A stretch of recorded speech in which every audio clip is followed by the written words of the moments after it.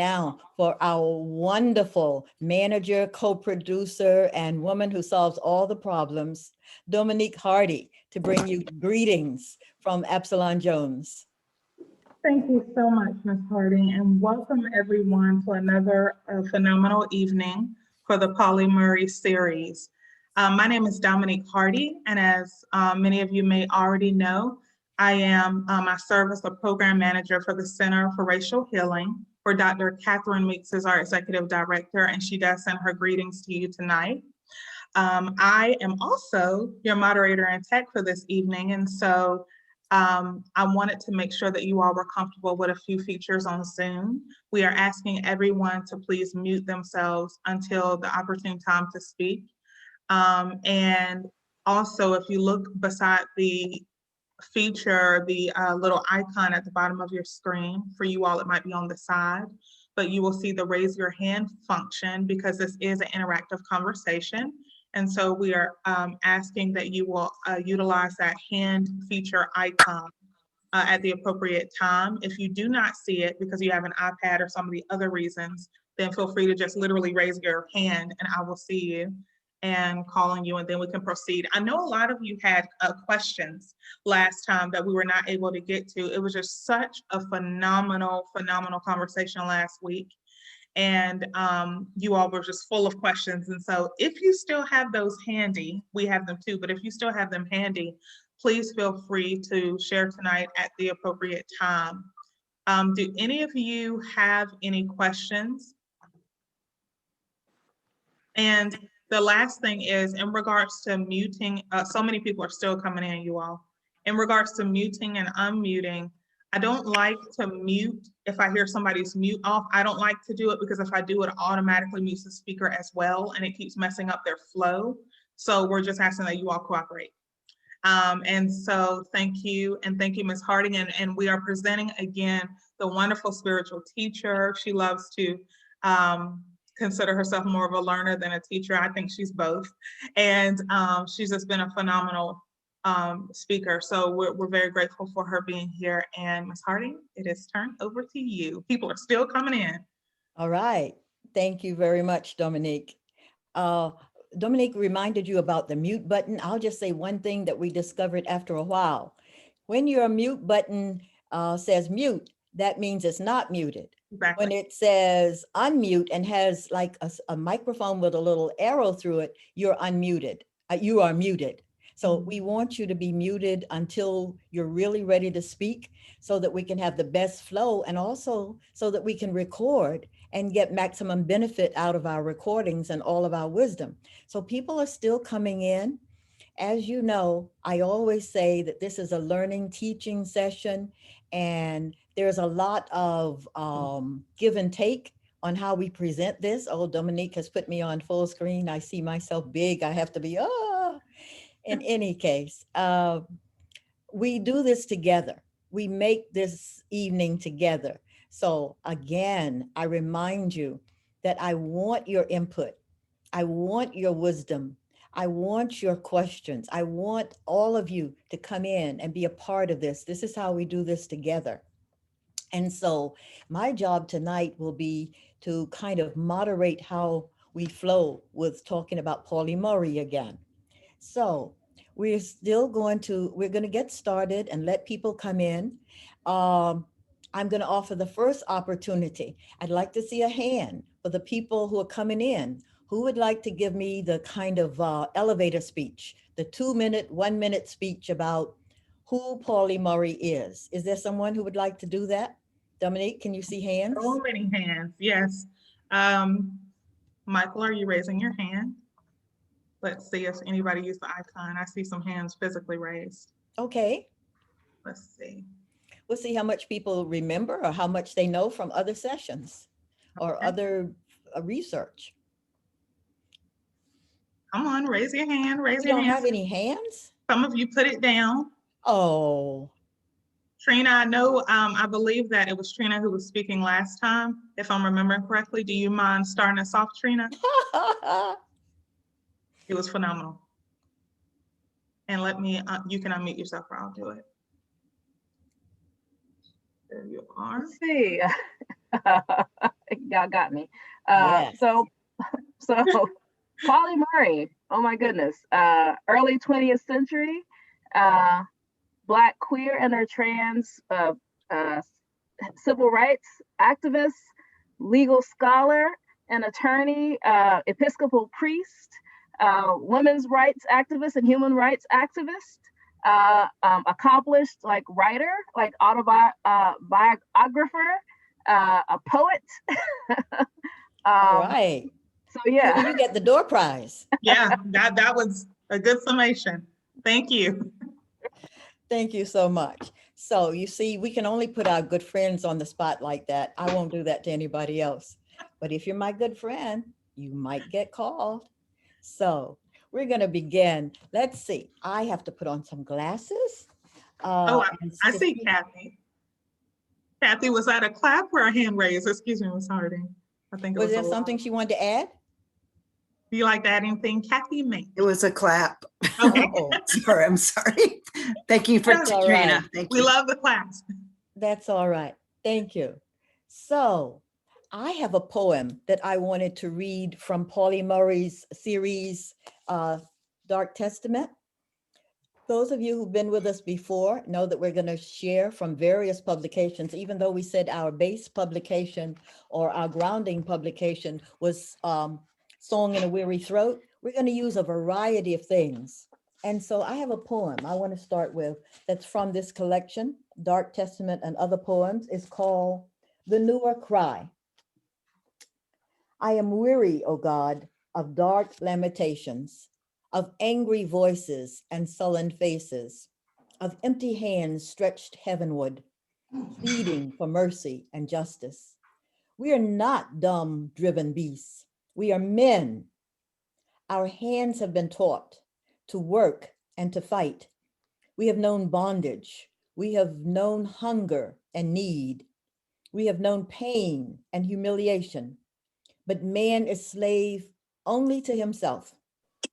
And pain is but the door to deeper understanding. Let us laugh, not in deceit, not in childish pleasures, but out of gladness. Joy in our youth, pride in our strength. Let us view all men with calm, untroubled eyes, but never grow smug in our own self-righteousness. Let us give pity where pity is due, but scorn it from our inferiors. Let us grow strong, but never in our strength forget the weaker brother. Let us fight, but only when we must fight. Let us work, for therein lies our salvation. Let us conquer the soil, for therein lies our sustenance. Let us conquer the soul, for therein lies our power.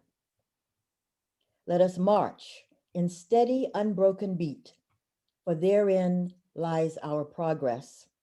Let us never cease to laugh, to live, to love, and to grow. Pauli wrote this poem in 1933. I'd like to stop and see if there are any comments or any thoughts that come to you from this poem of Pauli's.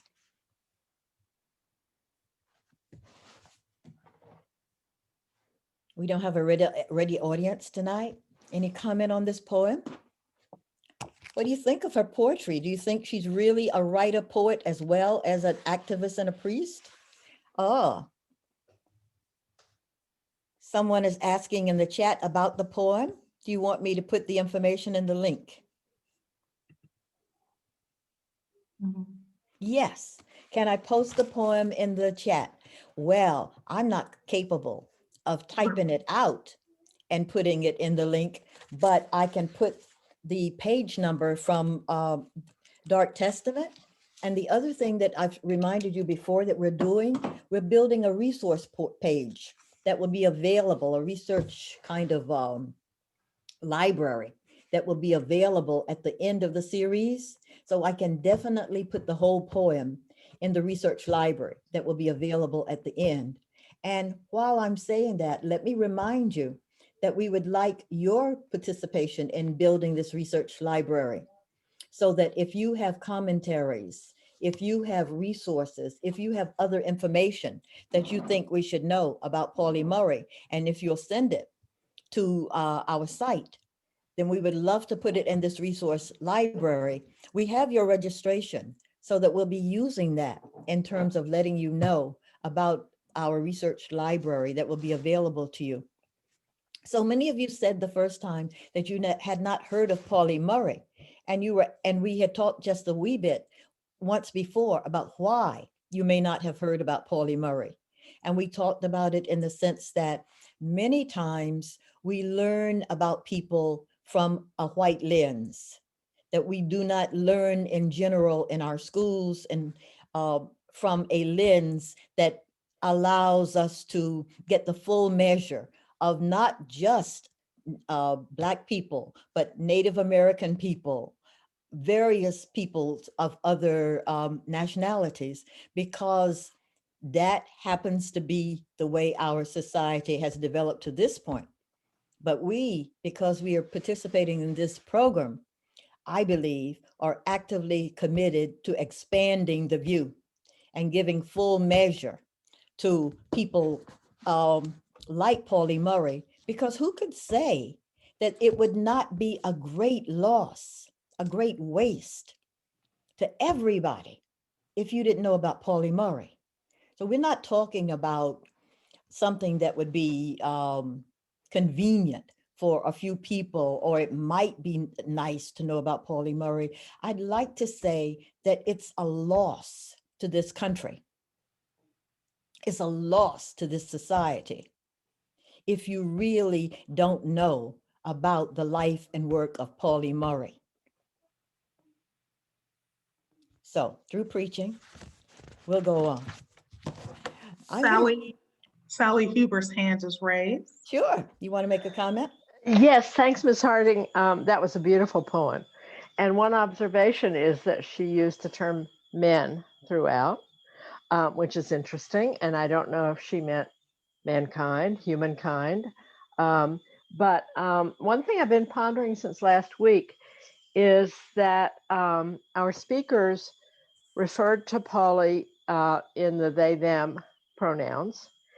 And I've been wondering all week how Pauli would have thought about that. Since that is a modern construct, it's not something of her time. Do we have permission to use the they, them pronouns in speaking about her in general and in this series? Do we in this series have permission? I think, like Pauli Murray, we're free people. We make those choices. You're right, Sally. In her period of time, many things were hidden, and she probably would have been punished, or certainly would have felt a certain amount of rejection had she been clearer about her use of pronouns at that time. So that's a kind of question we can undertake in the chat. I think there was some comment last week about it, that it's very difficult in a certain age or a certain period of time to decide how people should be described. Most people, even the wonderful Howard Thurman, used male pronouns in most of his writing, when I do know that he really included women in his thinking, and certainly because he always raised up his wonderful wife and partner, Sue Bailey Thurman, but he used those pronouns. So that was the time. So we have to decide now about the time and what kinds of pronouns we are going to use to describe people. So I don't know if that responds to your question. I don't know that we need anybody's permission if we think that she should be referred to with they and them. Certainly we can do that.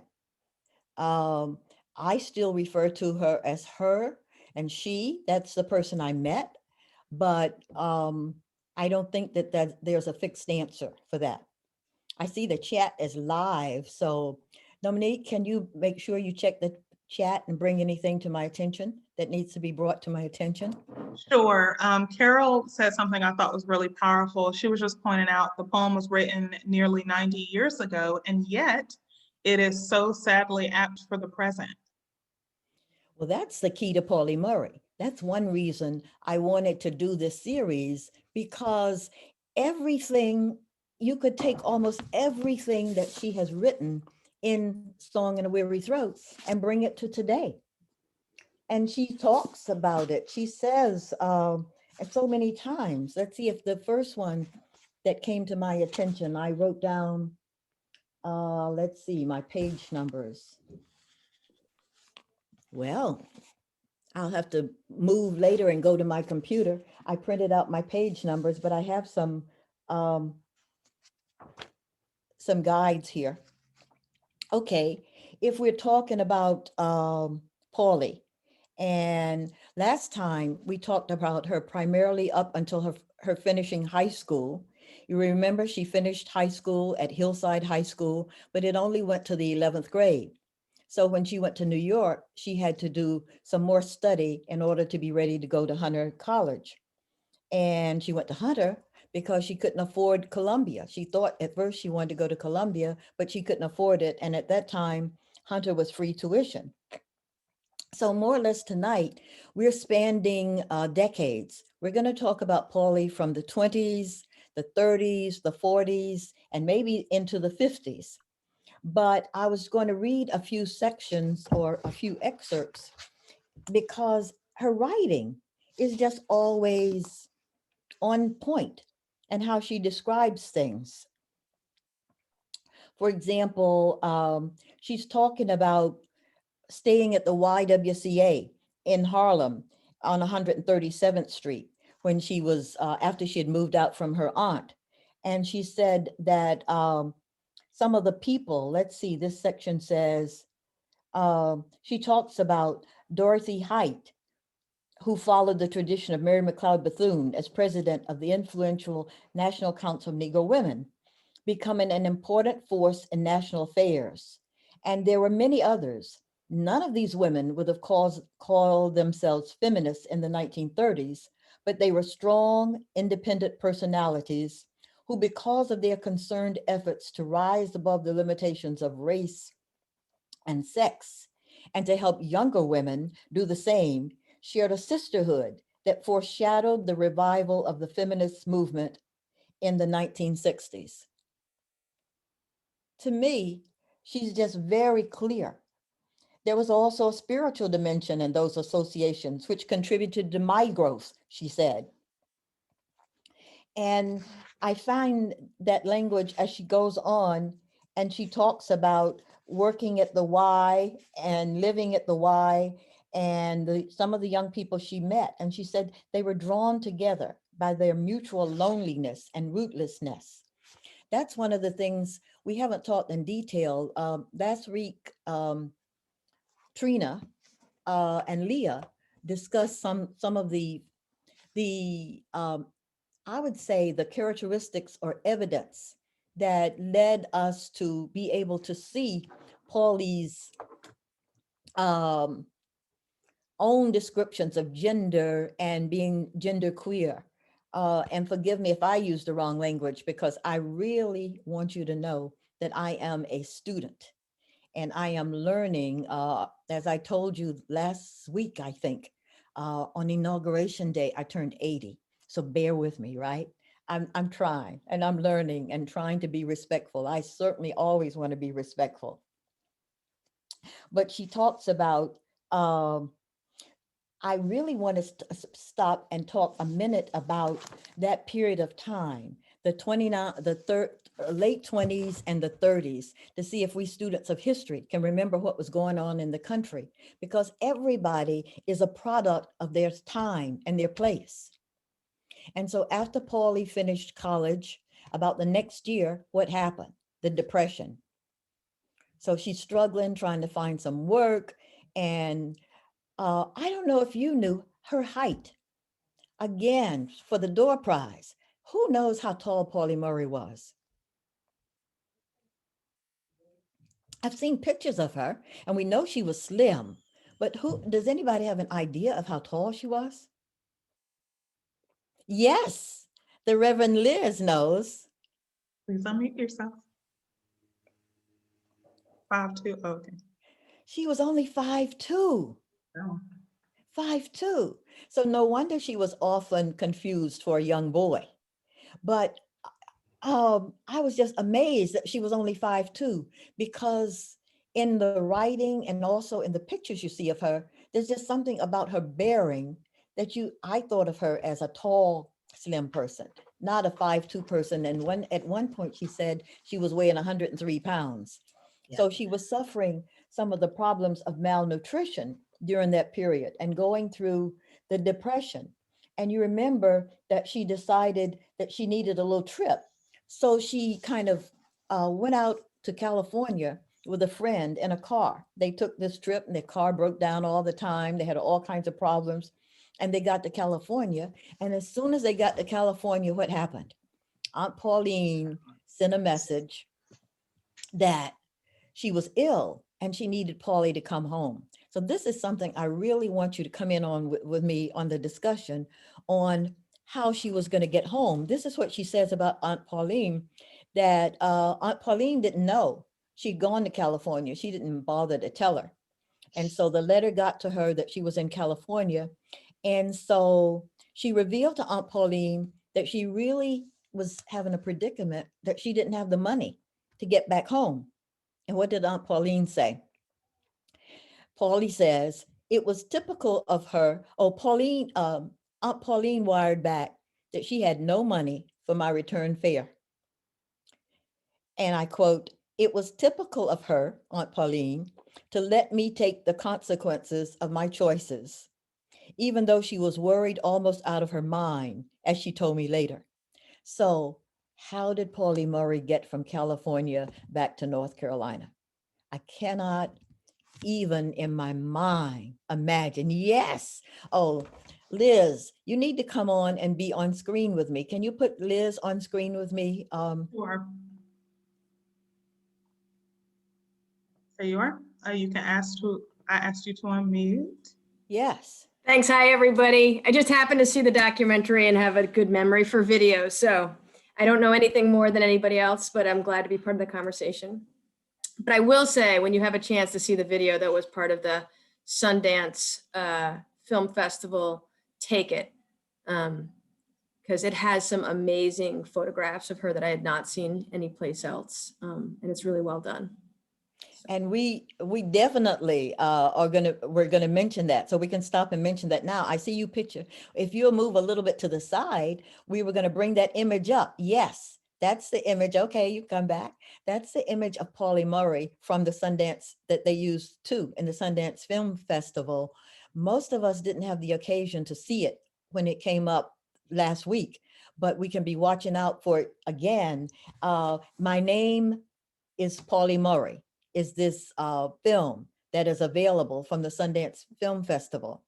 And so Liz, I would kind of say, I would like to correct you if you will accept it, to say you do know more than some people, and there's no problem about that. So yes, you know some more things about her than some other people do. We're all growing and learning, but we have to, like Pauli, we have to claim what we know, right?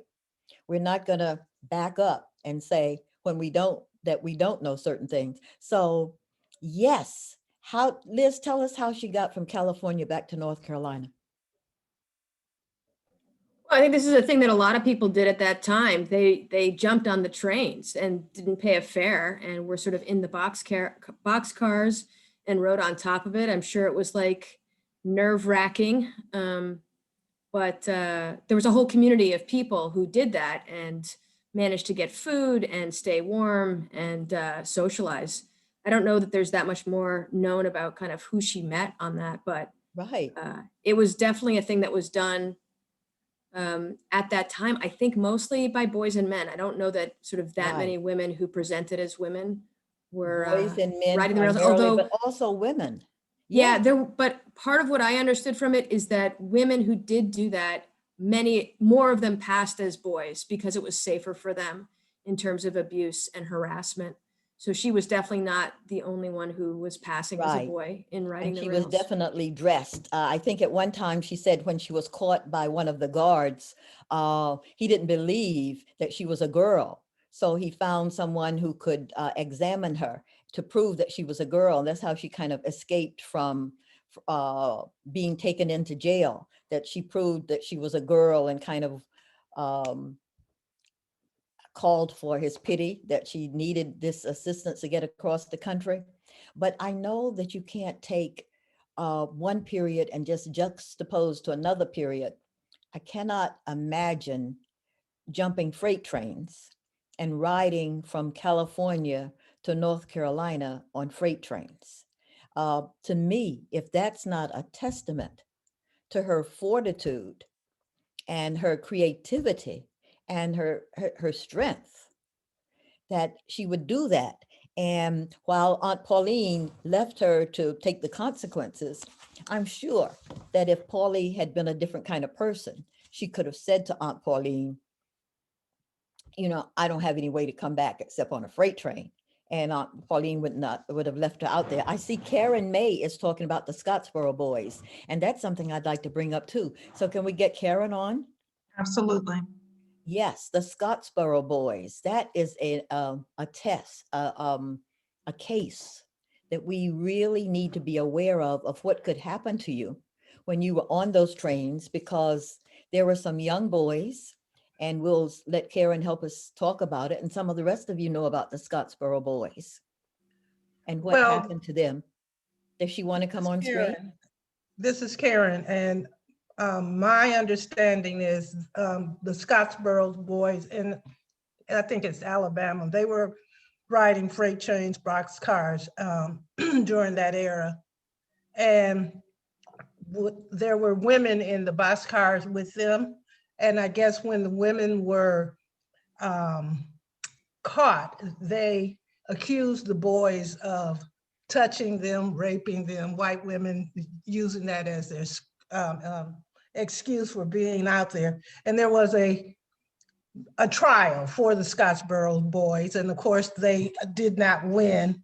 And they were imprisoned behind touching, as we all know the history of Black men touching purest white women. And then again on the boxcars, on the freight trains and all. That's my sketchy knowing of the Scottsboro boy. Thank you. And I don't know that, I don't recall if there's any evidence at all that they actually touched the women. No, I don't think so. But it was one of those cases where these young boys were imprisoned, and they were actually boys. And there's a long case that you can go back and learn about the Scottsboro boys and how they got out and the time it took. Today, for example, I was reading a new book that I bought, that I didn't put all my books within hand reach, but it's a new book that I bought about Rosa Parks. And I saw that her husband was involved in the defense of the Scottsboro boys. And I thought, because that's another thing that we're going to talk about later on, Rosa Parks before the bus. Some of you think that Rosa Parks came into her active work at the time of the bus boycott, but that's not the case. I saw that her husband was actively involved in supporting the Scottsboro boys. Okay, let's go on again. We're talking about that period of the Depression and the things that were going on, the number of people who were out of work, the people who were hungry. There's another important case from that period of time. Yes, The Rebellious Life of Miss Rosa Parks. Oh, I love having people who help me out here. Thank you. That is the book. I just bought it today in terms of the youth volume of it. The Waller case is an important case to know about in terms of Pauli Murray and how she got involved in trying to give adequate defense to a sharecropper, and what happened, how she also developed in terms of her work by going about raising funds to bring, to try to get some adequate support for Mr. Waller, who actually did kill the person that on whose property he lived over a dispute about, I believe it was some wheat. And Mr. Waller wasn't able to get his proper share of the wheat, and there was a dispute, and he actually killed this this white man, and of course was going to be executed. And Pauli Murray was very much involved in that case, and traveling about the country and raising funds, and found out to what extent she had the capacity to do that and to raise funds for Waller. So let's see if I have the page that I wanted to comment about that. Anyone? Wow, this chat is live. There are about 48 people in the chat who are putting all kinds of information in there. That is absolutely fantastic. I probably need to let me go to the chat for a second, because I probably need to close my video for 1 second and run to my computer and get my notes for my pages, because this is so free flowing. I know you'll let me do that.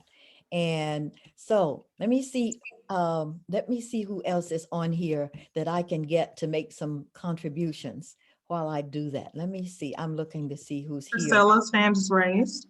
There's somebody's hand who's raised. I'm sure it's not for what we think maybe, but Priscilla, you Yes. can unmute yourself. Yes, thank you. I had an experience in reading this week that was especially relevant right at this point. It's chapter 13 and 14 in the Song of a Weary Throat that cover the sharecropper's life and the sharecropper's death, and that's the Odell Waller case.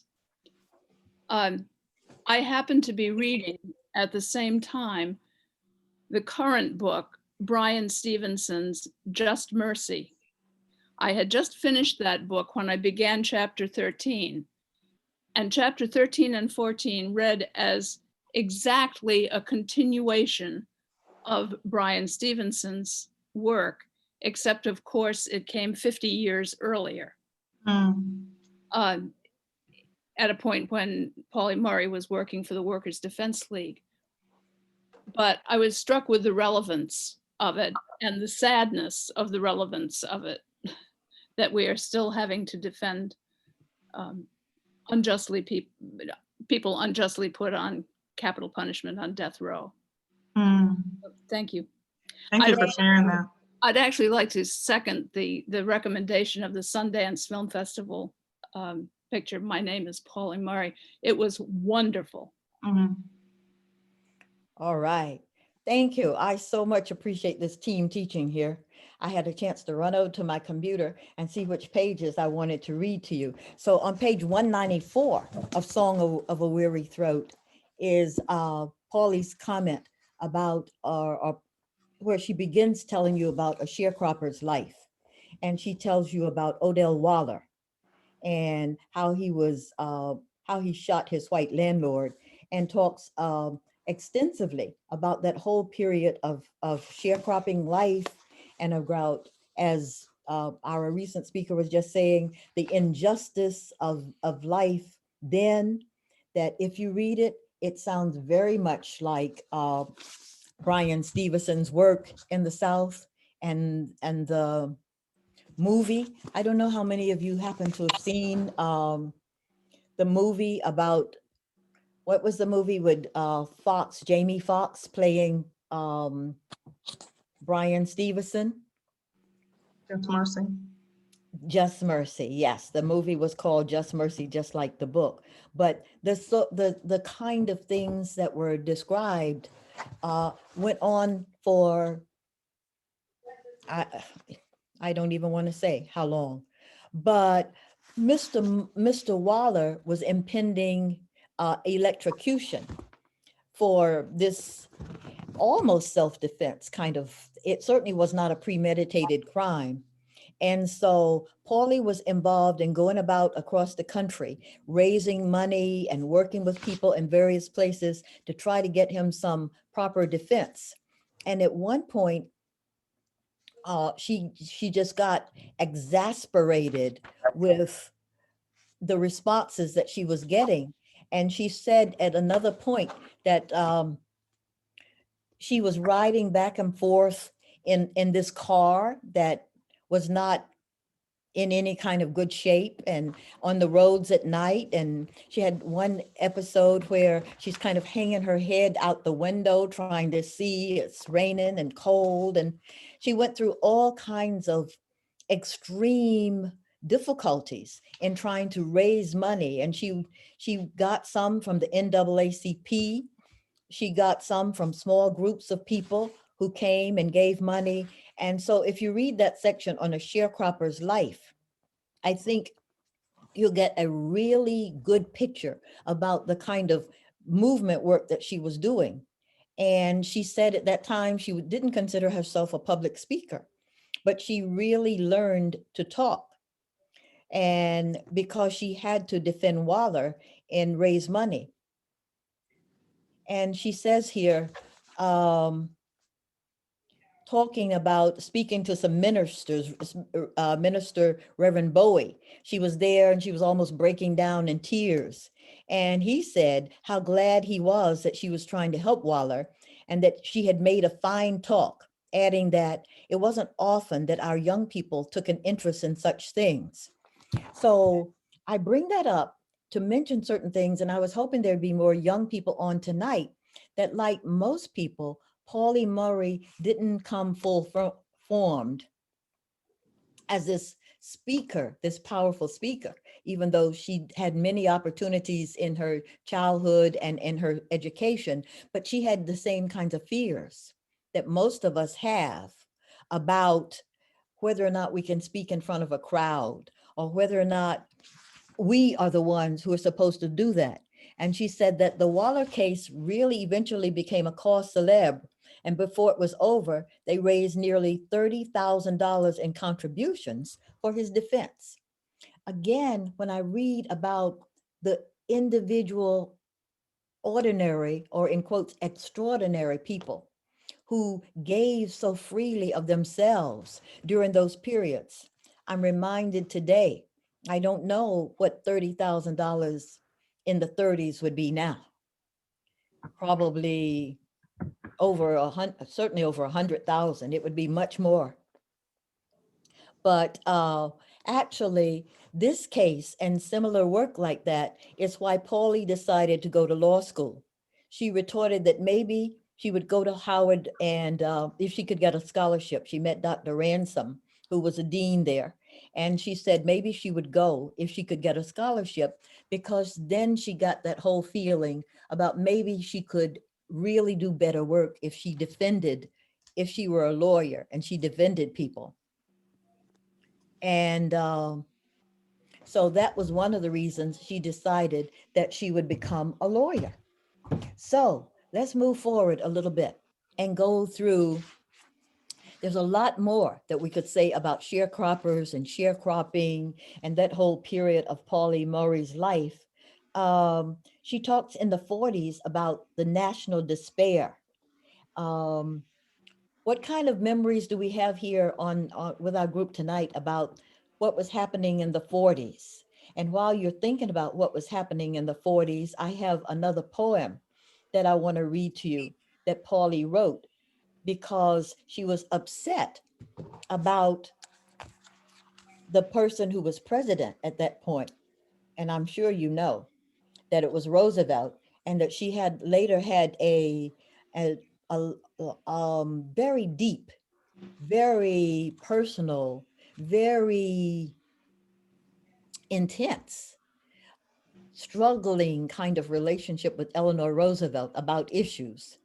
And Eleanor Roosevelt was the senior, but Pauli held her ground in terms of challenging her about things and inviting her to things. And at one time when she was really frustrated with the President Roosevelt, she wrote this poem, and it's called Mr. Roosevelt Regrets. It's on page 273 of Song in a Weary Throat. And it says, she's talking about Roosevelt and some of his statements, so very similar to modern day politics, where people are telling you what they can't do because of who they have to keep in their camp. And so At that time, as I understand, Roosevelt was trying to keep some of the Southern Democrats in his camp. So there were certain things that he did not do. And Pauli was upset about some of those, and including she was upset because he went to University of North Carolina to accept an honorary degree. And as you know, she had applied to University of North Carolina and could not get admitted, and they freely said they didn't accept them, Negroes at that time, but Roosevelt was going to accept a degree there.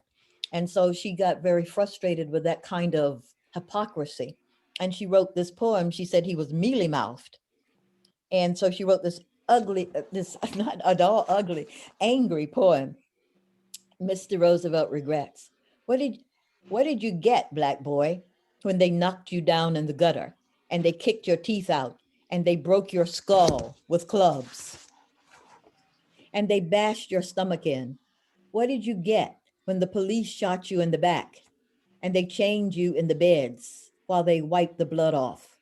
What did you get when you cried out to the top man, when you called on the man next to God, so you thought, and you asked him to speak out to save you? What did the top man say, black boy? Mr. Roosevelt regrets. Pauli was very frustrated with Mr. Roosevelt, President Roosevelt, and occasionally with Eleanor Roosevelt, and made it very clear and spoke very clearly about her frustrations with the way they didn't respond to many things that were happening in the country. So I want to stop again and see what you want to share about the time of the 40s and Pauli Murray and the work that was going on in the 40s. How many of you have some things that you want to share? Dominique? Yes, I see Betty Lane. If you would unmute yourself, please. Hi. Well, of course, it was Hitler came to power and the war, Second World War, began in Europe. Wasn't until the end, until Pearl Harbor, that the U.S. entered the war. And the Roosevelt sort of tried to stay out of the war. But during this time, also, I believe this is when Pauli was at Howard, and she was the only woman in her class, but she graduated at the top of her class. And actually her paper, her senior thesis, really proposed an argument about how separate but equal was not. And everybody says, oh, that's a really specious argument. That will never work. But it, in fact, became one of the tenets in the argument for Brown versus Board of Education. Exactly. Oh, thank you. Yes. So what is the conclusion we can make then and make now about the credit and where credit goes too often? But yes, that she had that kind of mind, that kind of ability to create and understand. And I think there was even a bet that she made with her fellow law students that would become law in less than 20 years. And it actually was, I think, no more than about 5 to 10 years that Thurgood Marshall was using that basic science, that statement as the basis for the separate but equal defense or opposition to separate but equal. Then I saw Robert Ford. I Sure. saw that you'd like to say something, but your video isn't on, so I can't spotlight you, which is fine, but you can unmute yourself if you still want to share. Robert Ford.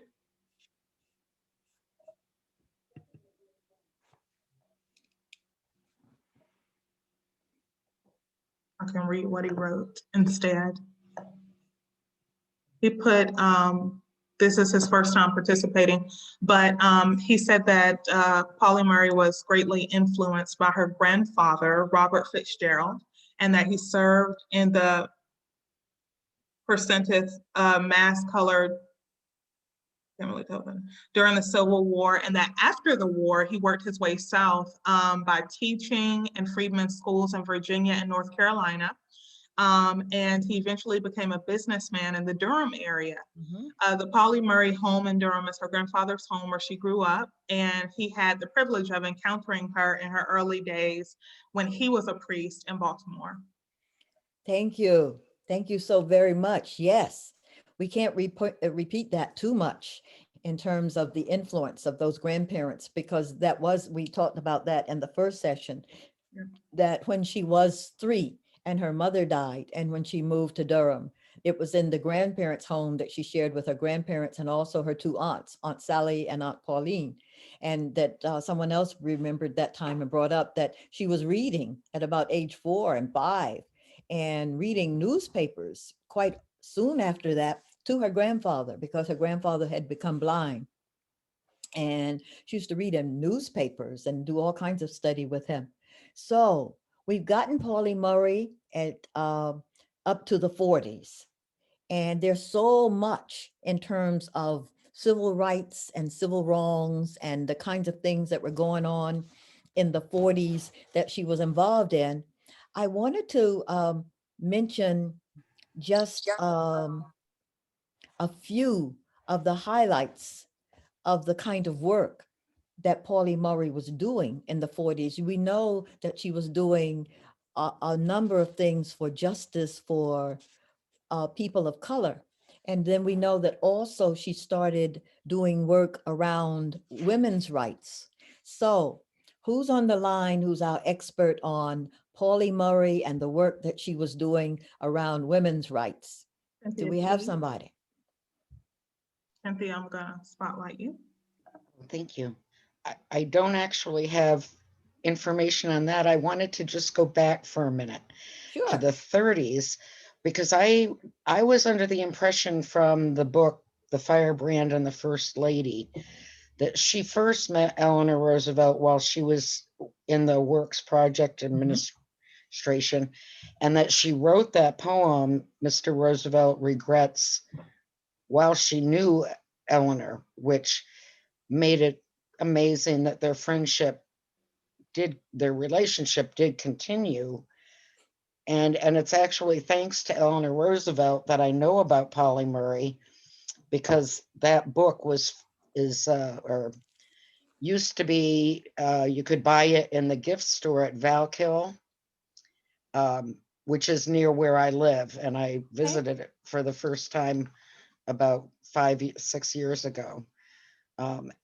And also just to say that I have a friend who was also in Pauli Murray's, the group that was ordinated, the first group of women ordinated in the Episcopal Church. So I know somebody who knew her, and she's quite old now and frail, so I can't really talk to her about it to learn more. But also when she was at Howard, didn't she, I have a memory also from that book that she tried to integrate a lunch place in DC. Yes, she was involved in the 40s. They were doing work there with a small restaurant that was there. And in fact, one that was in a Black section of town that Black people could not sit down at the restaurant. And she was very much involved, and they were organizing, doing things like that at that time. And actually there's another name that comes up that was later, someone who was involved, and there's another fabulous woman to know about, is Mary Church Terrell.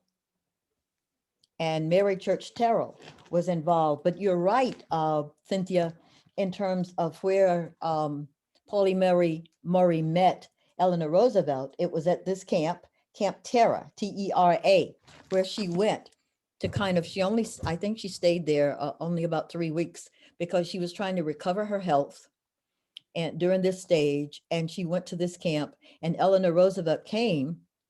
And actually Pauli said she ran and put on a fresh blouse and everything. But when Mrs. Roosevelt approached, she didn't stand as some people were doing. And she didn't not stand because of any disrespect, but she felt this sense that Mrs. Roosevelt didn't convey herself as someone who needed any false adulations or pretenses or anything like that.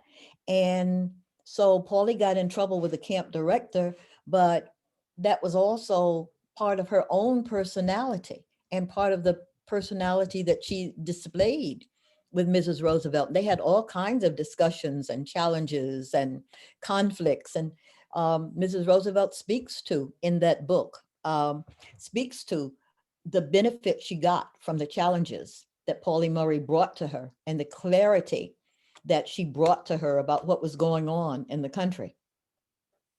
So yes, thank you very much for that. And I see Betty Lane. I went ahead and put you on. I saw all your comments. Sure. You can unmute yourself.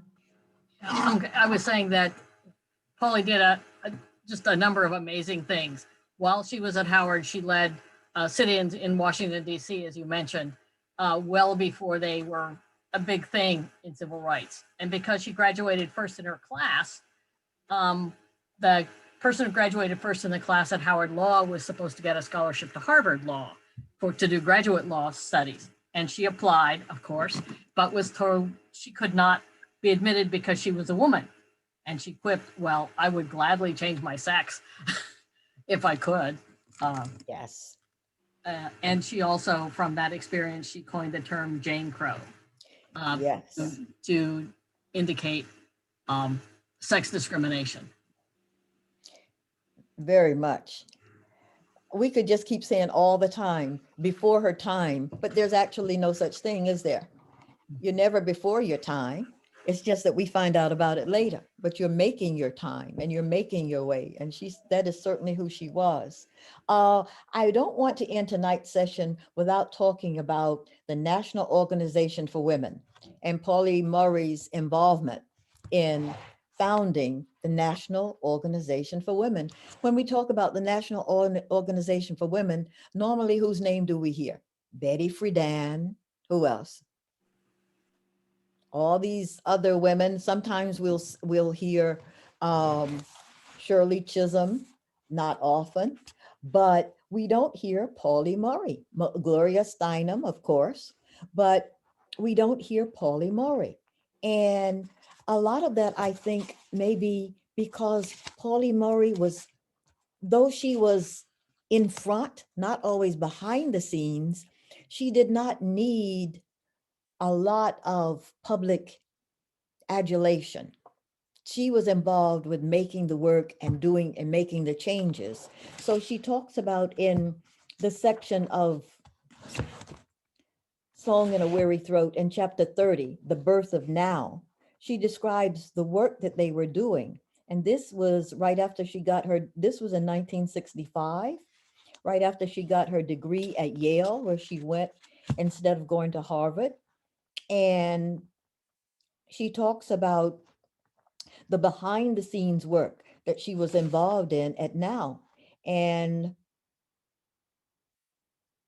so she raised this question as they were having some meeting of women. She raised this question, what will it take to arouse the working women of this country to fight for their rights? Do you suppose the time has come for the organization of a strong national ad hoc committee of women who are ready to take the plunge? Does not sound like some powerful today language. So she was in agreement about forming a national organization that would fight for women.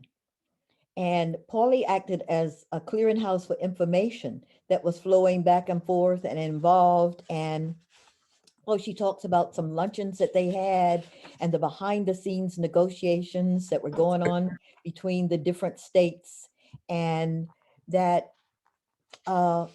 she wound up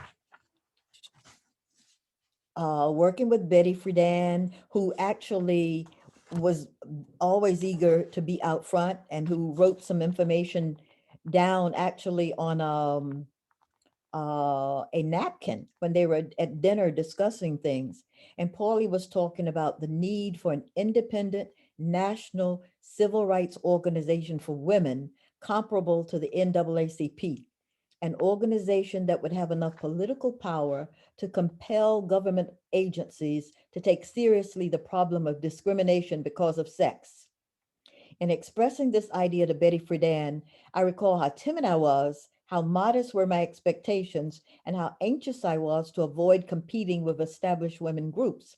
I said wistfully how wonderful it would be if we had that national network. So that is another feather in her cap of being one of the founders of NOW. So friends, Julian Clark wants to share. I see his hand up, Dominique.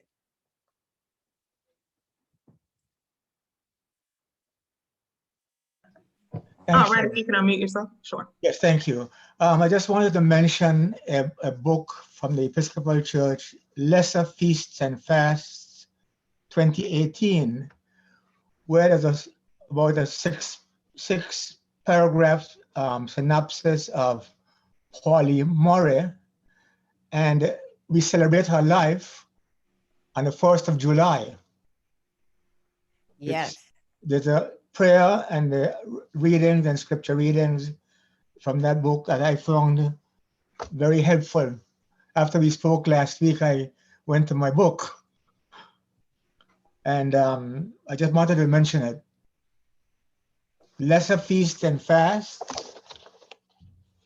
Oops. Okay. See it? I can't, oh, raise it up some more.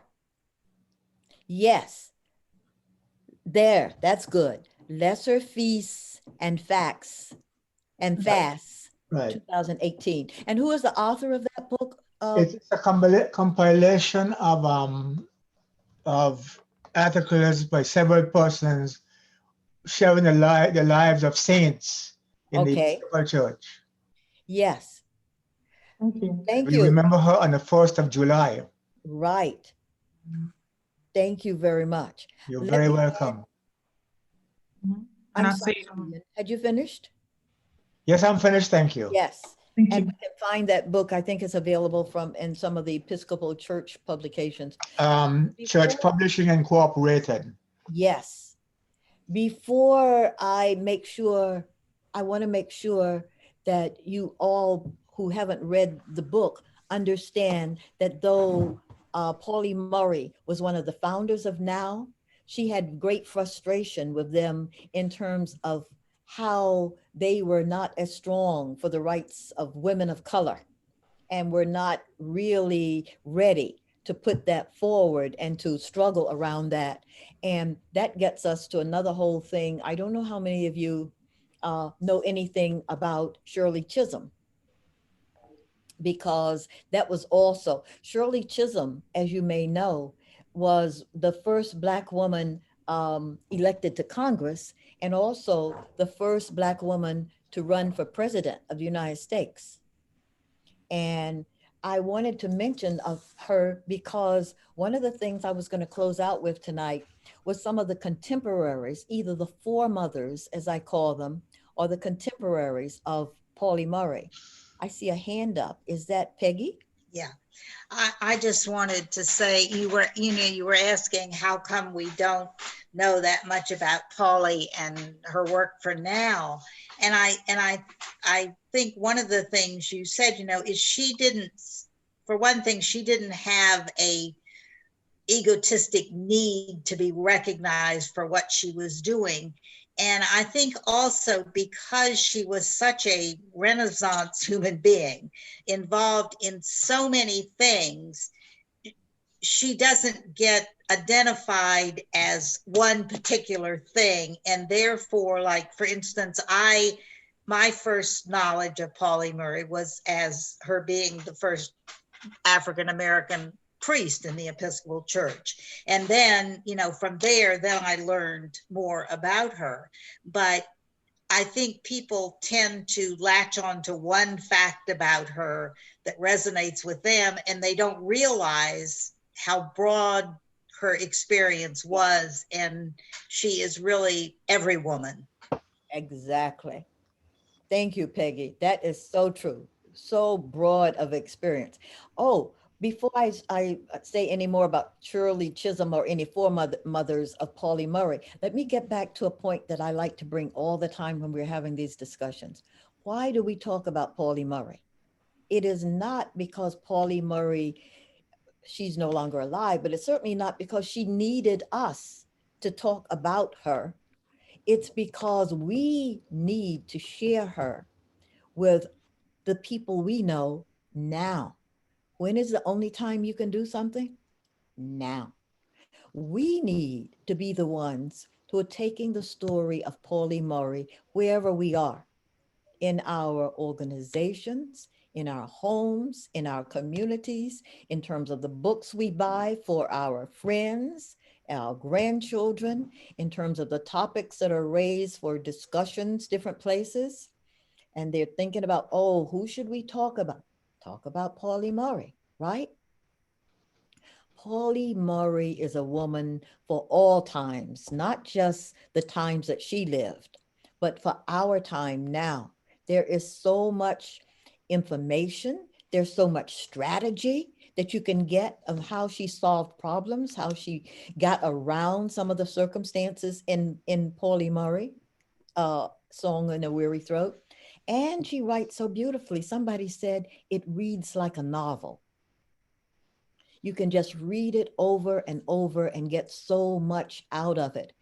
Just learning one from her hardships. I haven't read of anybody who had the kind of perseverance of Pauli Murray, or that work ethic, that ability to just get into a situation and put in the work. She said something that I know I had a challenge with, and some of you may have. Early in my days, I mentioned Pauli Murray went to Ghana in 61, and I went to Ghana in 62, and Ghana and Togo, because I was in the Peace Corps. But I bring this up to mention that Pauli talks about when she was trying to finish the credits that would be necessary to get into Hunter College, that she had some challenges in terms of feeling whether or not she could do the work, because she was taking German and some other kinds of grammar classes that she had not had before. And she was questioning whether or not she had the capacity. And she discovered that if she put in the work, she had the same capacity for learning as anybody else. And that's the kind of thing I discovered in Peace Corps, because I was exposed to learning French and studying with people some had had nannies and some had traveled to France 3 or 4 times. And so when we were in Peace Corps training and they were taking French, they were far advanced to me. And I wondered, can I do this? Can I learn this? Is something wrong with me? And so I say this to young people too, because you don't start at the same place doesn't mean that you cannot achieve. And especially if you put in the work. And that is another testament to Pauli Murray and the kind of thing that she did all her life when she found herself in a situation where her preparation may not have been immediately the same as some other people that she was with. She was willing to put in the kind of hard work that you do to get what you want. And that was a lesson I learned in Peace Corps training, because you may have had French from a teacher who never had the opportunity to go to France, and you might not have been fluent at a time that other people were. If you put in the work, and if you stick with it, and if you believe in yourself and not get dissuaded by those initial kinds of wanting to compare or those fears that you're not enough, you can achieve. That's one of the lessons I've learned all the time. And I got reinforced from Pauli Murray. So we have about 5 minutes left. And next week, let me mention, the whole session is going to be highlighting some of the accomplishments of Pauli Murray, but talking more about the spiritual side, both her spiritual side as she developed and our own spiritual sides, how we need that kind of spiritual grounding in order to do the kind of social justice work that really continues to need to be done. So that's going to be the feature next time. And I'm asking you also if you will send information for our resource page that we want to put together. You can send it to Absalom Jones Center, or I shared my email address before, email@aljosi.com. And we really want your support and your involvement. We're going to have 2 guest co-speakers or conversationalists next week, and it'll be a surprise for you when you come to see. And we will be sharing about Pauli and her whole spiritual base. So for our next 5 minutes, are there some people who want to make some comments, Dominique? Yes, I see Sally Craig Huber. You can unmute yourself, please. I just put the URL to the Pauli Murray entry in Saints, whatever that book was. And there are 2 lovely prayers that we pray on her feast day. And I was wondering if we would like to pray it together at some point during this series. I would definitely like to do that next week. Would you hold that for me? And did you put it in the chat? I put the link to it in the chat. Can you email it to her? Pardon? Can Sally, do you mind emailing it to Ms. Harding? If I knew her email, I'm sorry. I'll put it in the chat. Thank you. Yes, Sally, I would love for you. Would you like to read that prayer next week? I'd be happy to. All right, I invite you to. I would love for you to do that. Thank you. Someone else? Anybody else? You can unmute yourself and speak if so.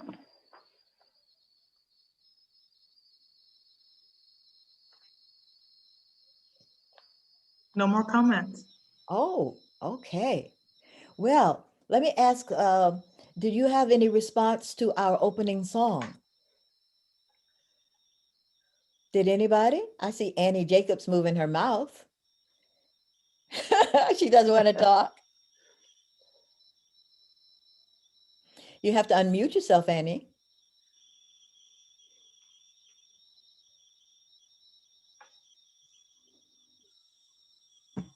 I was trying to write something when you said, I loved it. Did you hear me? Was I unmuted? Yes, you are now. I loved it, loved it, loved it, loved it. Thank you. Thank you. Yes, that's my joy to share music and to share poetry and to put all of that together for us in terms of this conversation that we're having and this kind of composition that we're making as we inform ourselves and we energize ourselves to be ready to do the social justice work that we still need to do. Other comments? And then Karen, I know you don't have video, but would you like to speak? I think that was a very interesting comment. And yeah, Pauli Murray's feast day annually for the Episcopal Church is June 1st, every year. I think it's July 1st. Is it July? I'm looking at it. Yeah, July 1st. Thank July you. 1st, which is July 1st every year. Yes. Okay. Thank you. Was there someone else? If there is, you can unmute yourself. Is that Trina? Oh. Trina, do you mind? There was an interesting comment a long time ago when you were explaining how she might identify or how academic scholars see that whole issue that someone was bringing up earlier in regards to how would we these days, how would she identify or what we would have called her then or however you want to put it. But it was so fascinating what you were sharing. Oh, yes. So when we were talking about, so I think someone asked the question about using plural pronouns to refer to Pauli Murray, they, them. And so my comment on the chat was just about kind of how other folks have struggled with that very question, right? When we look at how Pauli wrote about herself, earlier on she used she and her pronoun to refer to herself. And then she used a S/HE, so she, he, and then went back to using she in Song in a Weary Throat. And scholars studying Pauli Murray's life use a whole variety of pronouns to refer to Pauli Murray. So she, he, S/HE, she, he, and they, them. And so I was talking about, so there was really no equivalent to they, them, at least socially and academically during the Pauli Murray's time that was at least widespread. Now we have academic conventions of using they, them, and it's not just academic anymore. Like people use it in real practical community, but it's a way to refer to people without gendering them, without saying you have to have a gender that I, that I know, or talk about a binary gender. They, them could be all of us or one person. And so it's a way to give people reverence without having to say you're masculine or feminine, you're a person.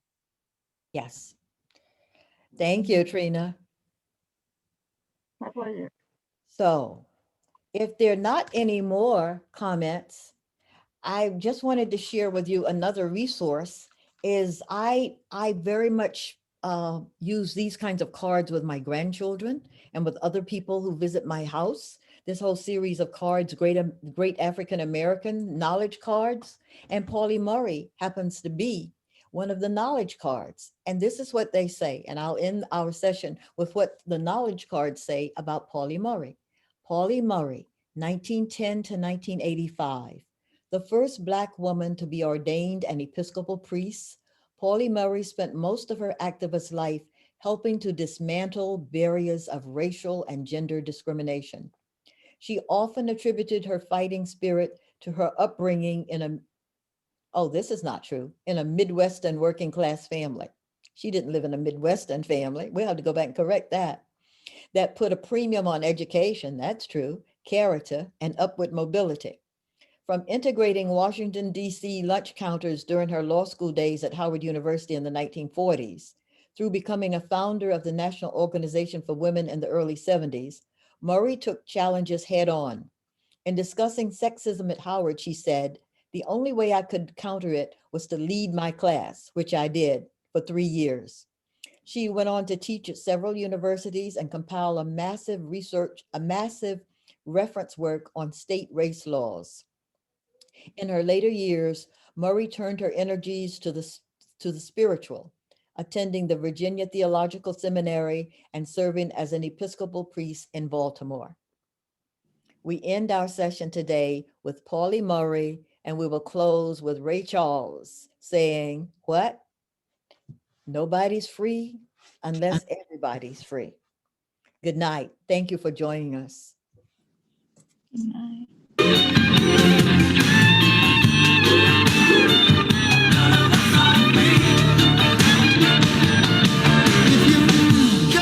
Look around you, you're gonna see what I say, 'cause the world's getting small each passing day. Yeah. Now it's time for making some change. Now it's time we all realize that the truth is shining bright before our eyes. None of us are free. None of us are free. None of us are free. One of us is chained. None of us are free. It's the very heart.